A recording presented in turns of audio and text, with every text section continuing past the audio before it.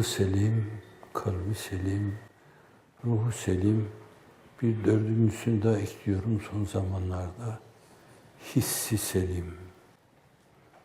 İnsanları huzura vaiz 3 unsur, 4 unsur olur. Aklı selim.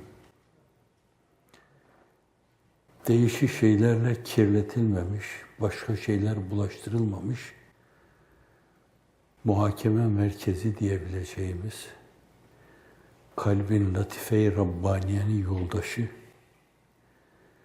işleyen bir sistem, malumatını sürekli kalbe aktan, dönen değirmen taşlarının ambara un akıttığı gibi. Tefekkür, tedebbür, tezekkür, teemmül, çarklarını çevirerek sürekli kalbi dünyamıza bir şeyler aktaran, o ondan mesajlar alan, öyle bir şey, selim akıl, kirlenmemiş, dünyevi levsiyatla kirlenmemiş, siyasi mülahazalarla kirlenmemiş, beşeri arzularla, garizelerle kirlenmemiş, İçinizde öylesi yoktur, hayvani hislerle kirlenmemiş. Garize-i beşeriye diyoruz. Günümüzde bohemlik tabiri daha çok o duyguyu ifade için kullanılıyor. Aklı selim olunca kalpte selamete selam durur. Gelen mesajlar bu olduğuna göre ve bu şifrelerin çözülmesi beni şu noktaya yönlendirdiğine göre bana düşen şey de şudur. Hep yüzüm o şems-ü şumusa müteveccih olmalı. Sürekli kalbimin atışında o duyulmalı veya nabızlarımda o duyulmalı, kalbin ritimlerinde o duyulmalı. Çok iyi bildiğiniz bir sözle, keşke sevdiğimi sevse kamu halkı cihan. Sohbetimiz hemen her zaman olsa, ben biraz sonra değiştireceğim. Sohbeti canan. Hep canandan bahsedilse, can isteyenlerin, cana takılanların canandan bahsetmeleri yalandır. Cananla hemdem olanlar, onlar canlarını da bir yönüyle cananın bir aynası haline getirmişlerdir. Can, canana ayna olmuştur. Hep ona ait şeyleri müşahede ediyor gibi olurlar. Ruhu selim, bu cismaniyetten çıkma, hayvaniyeti bırakma, kalp hayatına yükseldikten sonra nefhayı ilahi olan ruh ufkuna yükselme, onu ifade ediyor. Onda selim olması lazım. Ruh çağın levsiyatıyla kirlenmişse şayet, varidat ne kadar zengince olursa olsun, o kirlerden sıyrılamaz. Takva önlüğüyle esasen üstünü kirletmemek için sürekli o önlüğü dimağının önünde taşımalıdır. Takva önlüğüyle akıp gelen dünyevi kirler, beşeri kirler, nefsani kirler, havani kirler dökülecekse ona dökülmeli, zihnimizi kirletmemeli, kalbimizi kirletmemeli. Ve bütün bunları doğru duyma, doğru hissetme, o hissin varacağı hususta esas ihsaslardır. Artık akılla, mantıkla değerlendirilmesi çok zor olan, bir yönüyle kalbin dilinin çözüldüğü, insan farkına varmayacağı şekilde bir ney sesiyle daima ona ait nameler dinlediği bir alem, ihsas alemi. Bu onun insan tabiatına mal olup, tabiatın bir derinliği haline gelmesi. İsterseniz ona, sizi ona yönlendiren hep dürtüler merkezi diyebilirsiniz. Dürtü kelimesi hafif düştü. Sevkler, emirler, itmeler merkezi diyebilirsiniz. İhtisas, hissin ötesinde. Dil kuramları açısından yani sarf, iştikak açısından baktığınız zaman hissetme, duyma bir şeyi. Mahiyetü nefsül emniyesine uygun onu doğru okuma, doğru anlama demektir. O meselenin tabiata mal olması, tabiatın bir derinliği haline gelmesi, o meselenin daha derincesi, ihtisas. İnsanda o ihtisas ruhu hasıl olunca, insanın yemeye, içmeye ve başka beşeri arzulara ihtiyaç duyduğu gibi, yapması gerekli olan şeylerin arkasında ilahi emirleri mülahazaya almadan, sevki tabiiyle hep onlara doğru itilir. O ihtisas ufku itibariyle. Anlaşılmayan yan var mı? O ufkla baktığı zaman meselelere, yemeye, içmeye ve sair, geniş daire, beşeri arzulara ihtiyaç duyduğu, onların üzerine yürüdüğü gibi Allah namaz kılın, oruç tutun, karşımda el pençe divan durun, kemer beste-i ubudiyetle kulluğunuzu eda edin, karşımda asa gibi iki büklüm olun, yetmedi deyin secdeye kapanın. Bu mevzudaki emirleri nazarı itibara almadan, o Allah, ben de onun azat kabul etmez kuluyum. İçten gelen isteklerle, arzularla. Dürtü sözü, o da bir manada ifade ediyor. Fakat itmelerle, sevk etmelerle esasen. O vazifeyi yapma, işi o ölçüde tabiatın bir boyutu haline getirme mevzu. İhtisas, hissin ötesinde. His dünyasında insan selamete ererse, kirliliklerden uzak kalırsa, ihtisasa doğru ciddi kapılar aralamış olur. Bu Allah'a dostluğa giden yolda ondan geçer. Allahu veliyyüllezine amenu yukhricuhum minez-zulumati ilen-nur. Allah onların dostudur. Onları karanlıklardan değişik nefsani, cismani, hayvani, tabii karanlıklardan çıkarır ve kendi ziyai nuruyla nurlandırır. 1000 tane projektör insanın gideceği bir yolda yolu o kadar aydınlatamaz. Allah nuru semavati vel arttır. Göklerin ve yerin münevviridir, nurlandıranıdır. Evet, insan otururken, kalkarken, konuşurken, dudakları kıpırdarken, hatta kulaklarına bir şey gelmek söz konusu olduğunda keşke o nameler gelse, mülahazasıyla yaşarken, keşke o nameler gelse. Biri gelse bana dese ki, canan dileyen dağda ayı cana düşer mi? Can isteyen endişeyi canana düşer mi? Onu dinlesem ve hemen eğilsem o istikamette, canana doğru eğilsem, canına takılı gidenler, canan yolundan sapmaya maruzturlar, hafizanallah. O canı, cananın emrine, cananın güdümüne vermek lazım. Girdik rehi sevdaya, cünunuz bize namus lazım değil. Ey dil ki bu iş şana düşer mi?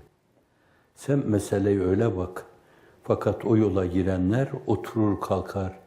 Hep canan der dururlar. Canan, canan.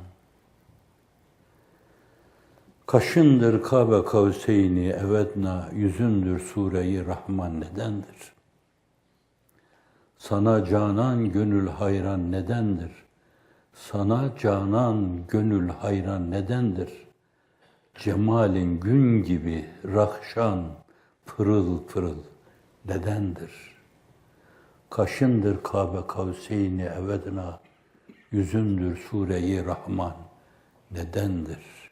İnsanlığın iftihar tablosu için söylenmiş sözler. Mirat-ı mücella için. Mirat-ı Muhammed'den sallallahu aleyhi ve sellem. Allah görünür daim demişler. İnsan aklını, kalbini, ruhunu, hissini, ihtisaslarını hep bu istikamette ciddi bir metafizik gerilim içinde tutarsa, zannediyorum öyle bir dünyanın içine, onlarla çevrili, surlarla muhat bir dünyanın içine, İstanbul'un surları ne oluyor? Roma'nın surları ne oluyor? Çevrili bir surların içine şeytani duygular, beşeri kirli mülazalar akıp içeriye giremez Allah'ın izniyle. Çünkü o kapıları bu duygular kapamıştır. Bu arkasına da sürgü vurmuşlardır. Ve kalpleri şöyle bağırıyordur. Beyhude yorulma, kapılar sürmelidir. Beyhude yorulma, kapılar sürmelidir. Evet. Günümüzde zihinleri kirleten, akılları kirleten, hisleri kirleten, duyguları kirleten o kadar çok hadiseler var ki hiç farkına varmadan şu size dırıltı eden insan da bence o türlü akıntılara kapılarak bazen birilerinin deyip ettiği şeyleri tekrar etmek suretiyle hiçbir faydası, getirisi olmayan vadilerde beyhude dolaşıp duruyor. Gül bahçesinde reftare gezmek varken ayaklarına diken bata bata Haristan'da dolaşıp duruyor. Hadiseler öyle şiddetli akıyor, öyle çirkince üzerimize geliyor ki nefis diyor, sen buna mukabele etmeyecek misin? Gıybet etmişler, yalan söylemişler, bağışlayın kelp demişler. Tahir Efendi bana kelp demiş, iltifadı bu sözden zahir durur. Zira mezhebim Maliki benim, Maliki mezhebine göre kelp tahirdir, cinas. Meseleyi iç mülahaza ile böyle savmak suretiyle bence ona hiç girmemek lazım. وَلَاِنْ صَبَرْتُمْ لَهُوَ خَيْرٌ لِلصَّابِرِينَ Üzerinize gelen bilmem kaç kanatlı, kaç buğutlu bela ve musibet karşısında o yüksek karakterinin gereği neyse onu sergileme, başkalarının karakterlerine göre hareket etmeme. Kullun ya'malu ala şakileti ferabbukum a'lemu bimen huve ehda sebila. Herkes karakterinin gereğini sergiler. Ve kim ne sergiliyorsa, sergiye ne koyuyorsa onu Allah bilenlerin en iyi bilenidir. Şimdi Allah biliyorsa bence o sergiye öyle şeyler sergilemeli ki nezdü ülûyete kabule karin olsun. Rızanın kapısının tokmağına dokunsun. Çehresine bakıldığında o mülahazanın onda rüyeti cemalullah'a aşku iştiyak okunsun. Hazreti Ruhu Seyyidül Enam'a aşku iştiyak okunsun. El alem şöyle demiş, müsvedde demiş, bilmem ne demiş, falan demiş, filan demiş. Sen de müsveddesin, hemen mukabelede bulunma. O karakterinin gereğini yapmış. Allah onu o seviyede tutuyor. Belki acınacak durumda. Ne diye kendi seviyene kıyıyorsun? Sen kalbin Allah'la irtibatlı, hislerin dupduru, mantığın hep onun için çalışıyor ve kalbin ritimlerinde hep o duyuluyor. Nabızların ciddi dinlense Alvar İmamı gibi, o böyle la ilahe illallah derken bizim gibi demiyordu. Hani bazılarınız diyorsunuzdur. O nefiden sonra illah ile gelen istisna esas mazmunu ifade eden odur. La ilahe illallah. Kalp bu ritme geliyor. Onun kalbine kulağını verdiğiniz zaman da farklı atıyor kalp. 150 mi atıyor, 200 mi atıyor? Hastalanmış doktor nabzını dinlemek istiyor. Efendi Hazretleri biraz şu kalbin hızını, yani vitesini biraz düşürseniz de ben gerçekten ne atıyor, bu onu alabilsem diyor. Kalp bu şekilde böyle atıyorsa zannediyorum bu zaten gelen şeyleri irdeme tabirini kullanıyor musun? İrdiyordur. Git insanlığın iftihar tablosunun ellerini böyle yaparak Dünyaya bana kendini kabul ettiremezsin dediği gibi.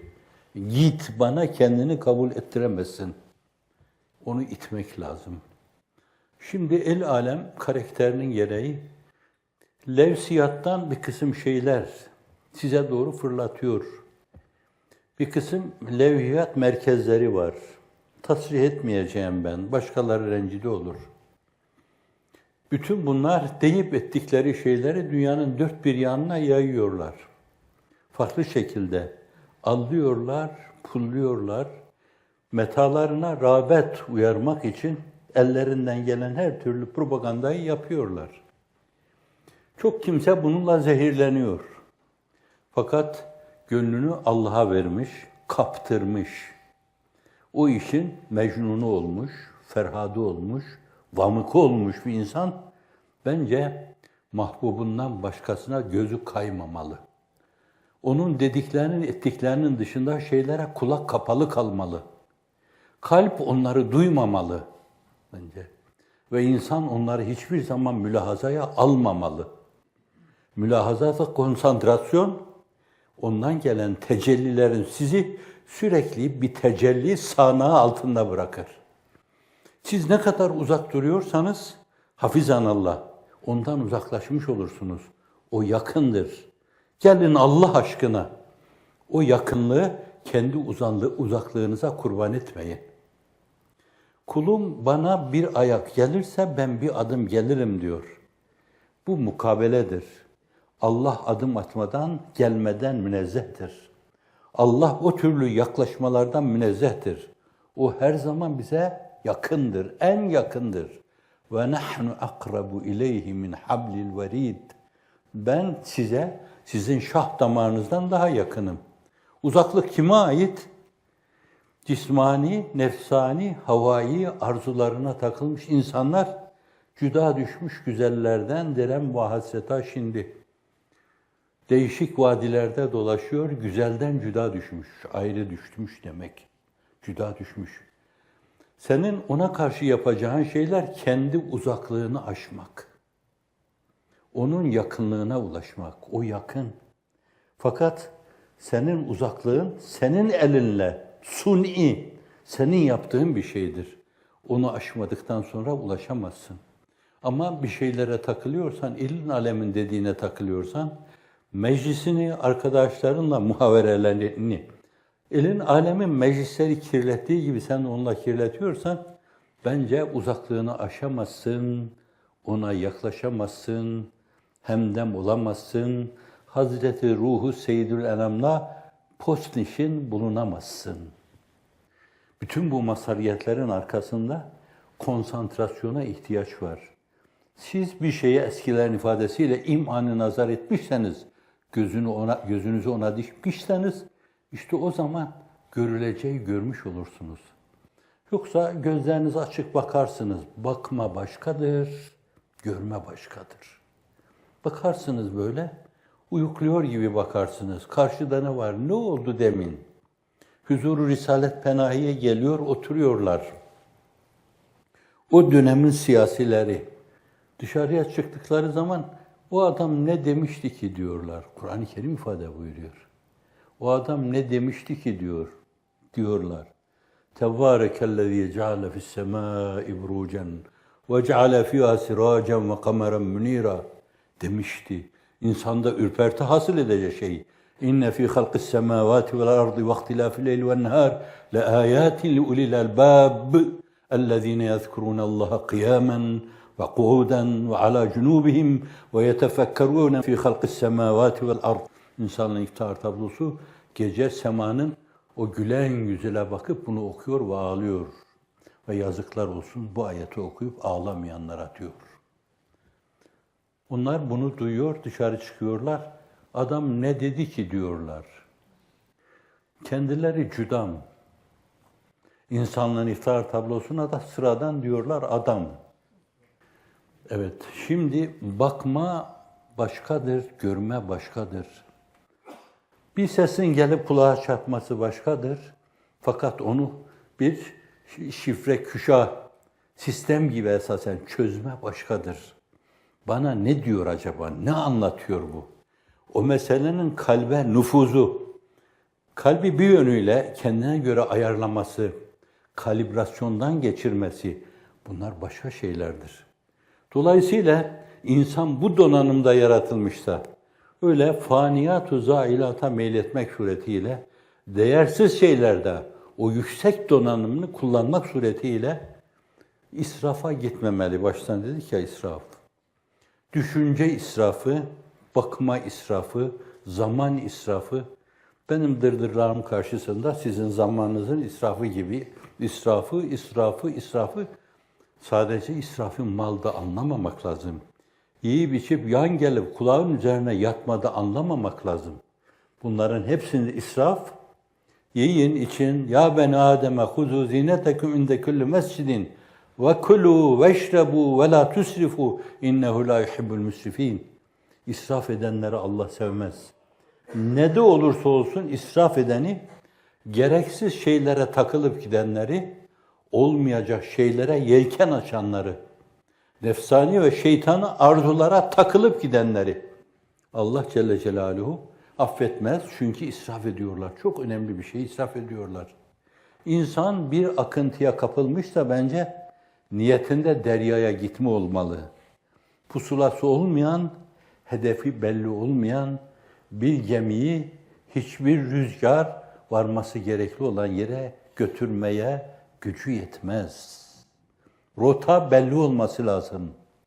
Onu belirlemede pusulu olması lazım. Veya daha modern sistemler olması lazım. Ta insan hep gideceği yere kilitli olsun. Yoksa yüzüyorum denizin yüzünde. Karşıma bir tsunami mi çıkar? Başka bir dalga mı çıkar? Başka bir Allah'ın belası mı çıkar? Efendim bu defa yolsuzluğun riskine öyle bir maruz kalırız ki bütün gücümüzü, kuvvetimizi daha sonra kullansak o korkunç tahribatı tamir etmeye gücümüz yetmez. Gelin Allah rızası için. Siz öylesiniz inşallah. Ben kendi zaviyemden konuşuyorum.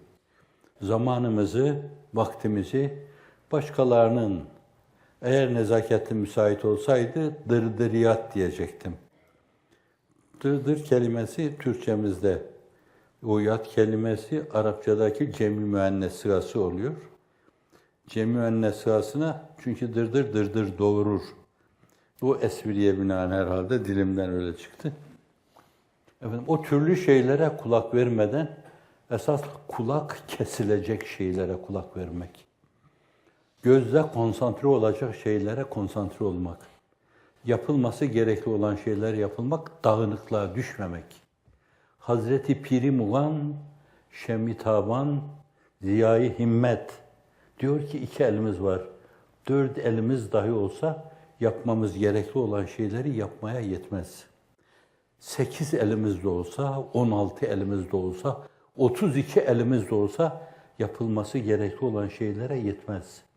Öyleyse zihnimizdeki o milyonlarca nöronları bence hepsini aynı noktaya teksif etmek suretiyle onlara emirler vermeliyiz. Kumandalar, sinyaller göndermeliyiz. Bakın şu noktaya müteveccih olun.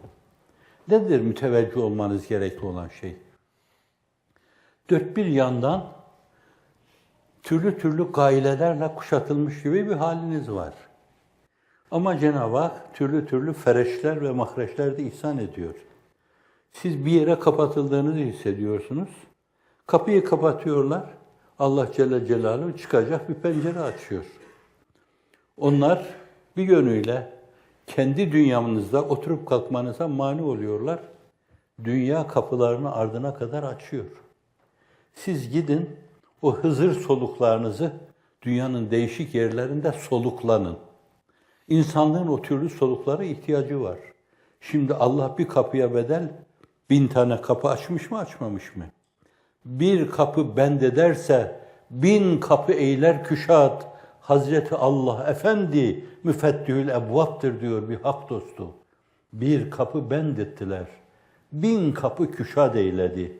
Dünyanın 1000 yerinde kulaklar size ait sesleri artık çok ciddi, ruhtan bir intizarla bekliyor. Acaba ne diyecekler bu adamlar? Elin alemin şöyle dediği insanlar, acaba düşünce dağarcıklarında ne var bunların? Getirip önümüze ne dökecekler bunlar diye intizar içinde. Öyleyse öyle şeyler dökmeliyiz ki bence o pazarda, o piyasada arz ettiğimiz şeyler en çok talep edilen şey olmalı. Döktüğümüz malın kıymeti aynı zamanda talebi de artırır. Götürür bakır dökerseniz oraya, demir dökerseniz şayet, talep de ona göre olur. Döktüğünüzün kıymeti sizin de kıymetinizi aksettirir. Dünya böyle bir intizar içinde bekliyorsa şayet, bence bu asimetrik taarruzlar, bütün bunların tesirini kırmanın tek yolu oturup kalkıp kafa kafaya verip şu muvakkat gaileleri, bir dairedeki gaileleri Allah'ın izni inayetiyle nasıl savarız? Pencereleri kapı haline nasıl çeviririz? Ev kapısını kale kapısı haline nasıl getiririz? Yerde yürüyoruz, üveykler gibi nasıl kanatlanırız? Ulaşılması gerekli olan yerlere, bilmem vitesi kaçta bir vasıta gibi daha kısa zamanda nasıl ulaşırız? Sesimize, soluğumuza ciddi bir iştiyakla intizar içinde bulunan insanlar, o sese, o soluğa nasıl çabucak onları o sesle, o solukla onları doyururuz. Bence bu konuya insan konsantre olursa, zannediyorum zamanını israf etmemiş, düşüncesini israf etmemiş, aktivitelerini israf etmemiş, müzakerelerini, meşveretlerini israf etmemiş olur. Ve bunlar Haristan'a çevirdikleri o acayip zemini bir anda bakarsınız Gülistan'a, Bağistan'a, Bostan'a çevirivermiştir. Kışta gelmiştin ama soluklarında bahar. Bugün geçip gittiğin yollar bir tevi gülzar. Mefkuren uğruna dolaşmıştın diyar diyar. Şimdi kalbin hep atıyor. Diyor yar, yar. Hani vardı ya bir tanesi, evet. O bütün hayatı boyunca söylediği türküleri o kafiye ile gazele çevirmişti, naata çevirmişti. Allah yar, Allah yar, Allah yar, Allah yar. Gayrisi ayar, Allah yar. Ben sanırdım alem içte bana hiç yar kalmadı. Beni terk eyledim, gördüm ki ayar kalmadı. Niyaz-ı Mısri bu da, Allah yar. Allah yar diyenler, Allah Celle Celaluhu, onları ne bir yarın uçurumun kenarında bırakır, ne de yarsız eder. O yar ise şayet, siz artık başka hiçbir yar arama sevdasına tutulmayacaksınız. Kad eflehel müminun. Kat hafifi tahkiktir. Hiç şüphesiz katli. Aklınıza yanlış bir şey gelmesin. Müminler kurtuluşa ermişlerdir. Allah'a eren kurtuluşa ermiştir. Hazreti Resulü Zişan'ın yolunu bulmuş olanlar, o şehraha girmiş olanlar kurtuluşa ermişlerdir. Kad eflehel müminun. İman edenler, izan ufkuna ulaşanlar, cismaniyeti koyacakları yere koyanlar, hayvaniyeti koyacakları yere koyanlar, kalp ve ruha müteveccih yürüyenler. Müflihun. اَلَّذ۪ينَ هُمْ فِي صَلَاتِهِمْ خَاشِعُونَ diyor. Bak önemlisi, namaz kılıyorlar ama şekil değil. Yatıp kalkma değil. Yetiştikleri kültür ortamında aldıkları şeyler değil. Namazın ne olduğunu bilerek, onun Allah karşısında durma olduğunu bilerek, Allah tarafından görülüyor olma mülahazasıyla, görülüyor olma mülahazasını, görme mülahazasına bir rasathane yapma mülahazasıyla, evvela görülüyor olmaya çok ciddi bağlı bulunmak lazım ki, bir yönüyle görebileceğiniz şeyleri de tam göresiniz. قَدْ اَفْلَحَ الْمُؤْمِنُونَ اَلَّذ۪ينَ هُمْ فِي صَلَاتِهِمْ خَاشِعُونَ Huşu içindedirler. Ciddi bir saygı hissiyle yapıyorlar. Haşyet, insanın kalbinin o mevzuda Allah'a karşı duyduğu saygı. Ve bu saygı, Eğer orada samimi ise, orada köpürüp duruyorsa, içeride kaynayıp duruyorsa, mamalar şeklinde insanın davranışlarına da aksedecektir. Allah karşısında kemerbeste ubudiyet içinde duruyorsunuz. Ya Rabbi, ben bunu yetmedi buluyorum. Sen de öyle emretmişsin. Ben bir de asa gibi eğilmek istiyorum senin azametin karşısında. Yetmedi diyorum. Kalkıp adeta bakışını temaşa ediyor gibi bir kavme yapıyorum orada. Rabbena lekel hamd hamden ketiren tayyiben mübareken diyorum. Bu da yetmedi. Baktım, yine görüyor gibi davrandım. Hemen yüzüstü yere kapandım. Akrabu ma yekunul abdu min rabbi fehuve sacid. Geçen günde dendi. Baş ayak aynı yerde, öper alnı seccade. İşte insanı kurbete taşıyan cadde. Akrabu ma yekunul abdu min rabbi fehuve sacid. Kulun Allah'a en yakın olduğu an secde anıdır buyuruyor Hazreti Ruh Seyyidül Enam. Efendimiz Efendiler Efendisi. Eksirü dua. Madem o kadar yaklaştınız, orada kalbinizden gele gele içinizi Allah'a dökün. El açın, içinizi Allah'a dökün. Şimdi böyle bir namaz kılıyor. Bakın bu ne büyük bir şey. Allah'a karşı yapılan bir şey.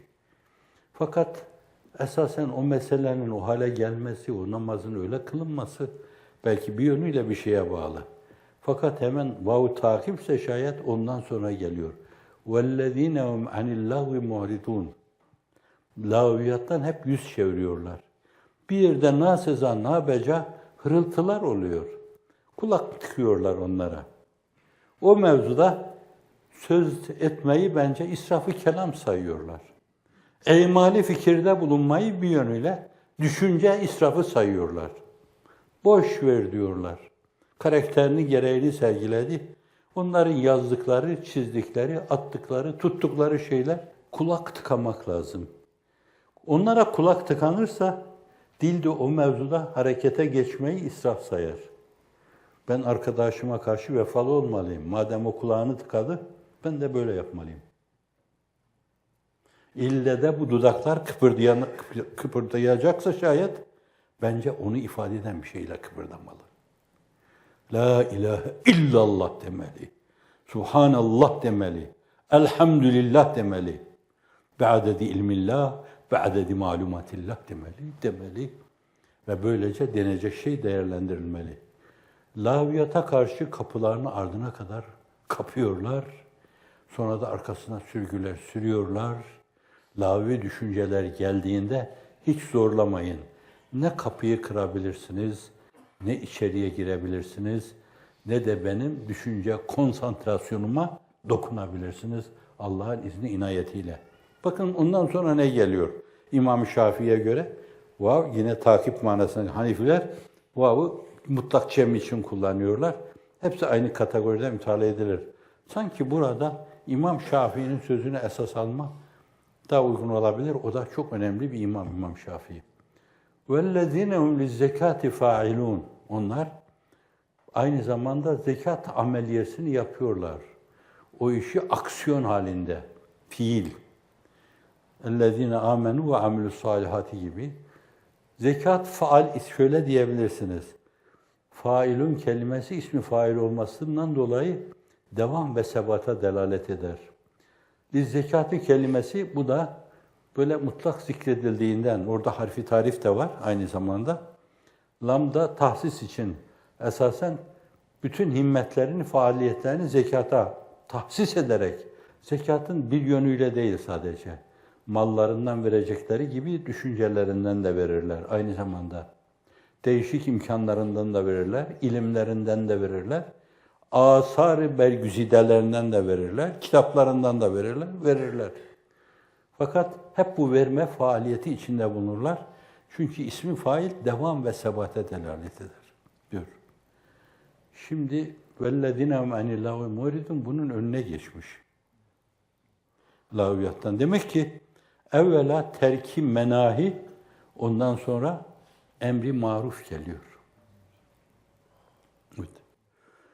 Efendim münkeri emretmek ve aynı zamanda maruftan insanları alıkoymak Tevbe Sure-i Cellesi'nde Münafıkların sıfatı. Vel münafikune vel münafikatu ba'dun min ba'd. Bazısı bazısından. Al onu ona vur, onu da ona vur. Karakter bakımından, düşünce bakımından. Al onu ona vur, onu ona vur. Birini gördüğün zaman diğerlerine de baktığında Allah Allah. Aynı fabrikadan çıkmış gibi şeyler bunlar. Aynı elin örgülediği varlıklar gibi. Ruh dünyaları itibariyle, nefis dünyaları itibariyle. يَأْمُرُونَ بِالْمُنْكَرِ Onlar münkerle emrederler. وَيَنْهَوْنَ عَنِ الْمَعْرُوفِ Maruftan da nehyederler diyor. Sonra 2 ayetle onların o karakterlerini ifade ediyor. وَعَدَ اللّٰهُ الْمُنَافِقِينَ وَالْمُنَافِقَاتِ كَالَّذ۪ينَ diyor. 2 ayetle de onların genel karakterlerini resmediyor. Altta ondan sonra geliyor. Bak evvela o kötülük, olumsuzluk. Bir kere ondan uzak durun yani. O münafık sıfatı.